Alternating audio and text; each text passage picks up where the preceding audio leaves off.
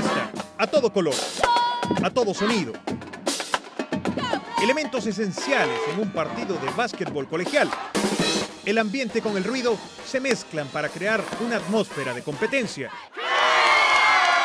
Él es Michael Lizárraga, jugador de baloncesto de Cal State Northridge.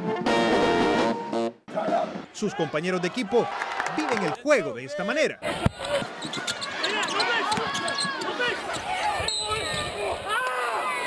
Pero Michael juega un partido diferente.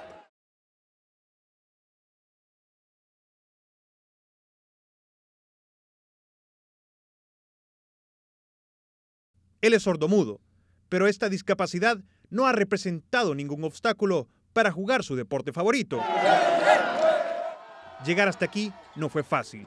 Sus padres desde pequeño lucharon para que tuviera los mismos privilegios que cualquier niño de su edad con ganas de jugar al básquetbol.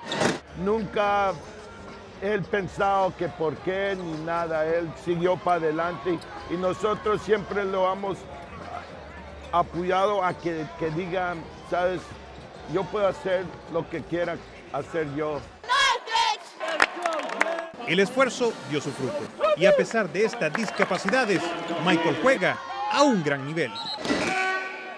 A través de un medio poco común, Michael se comunica con su entrenador y compañeros de equipo ayudados por medio de una intérprete. It's really not too hard because I look back on my freshman year, that was the start of it all, and I just kind of got used to how to communicate with them using the interpreter and also the point guards. We have different signs for each play, and so we know like 5 up or motion, you know, so I usually look at the point guard or the head coach to get the plays, you know, so we communicate pretty well.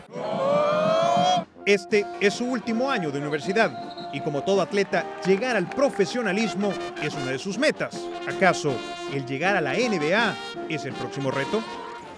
NBA, I'm not sure, but you know I definitely want to either play in Europe or abroad, another country maybe. If I have successes over there, then possibly to go over the NBA, who knows.